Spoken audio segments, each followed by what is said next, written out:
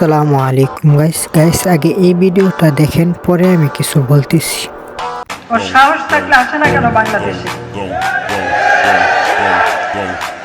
আমরা ডিজিটাল বাংলাদেশ করেছি, সেই সুযোগ নিয়ে লম্বা লম্বা কথা বলে।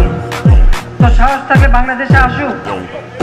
গাইস স্বৈরাচারী হাসিনা বলছিল যে সাহস থাকলে তুই বাংলাদেশে আয়। মেজর রহমান আজহারিকে এই কথা বলেছিল, কিন্তু গাইস মেজর রহমান আজহারি কিন্তু একজন বিজয়ের বেশি বাংলাদেশে এসেছে।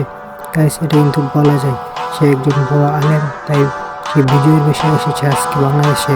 কিন্তু গাইস হাসিনা যেন বলছিল তুই সাহস থাকলে বাংলাদেশে, সেই কিন্তু এখন ইন্ডিয়া আছে।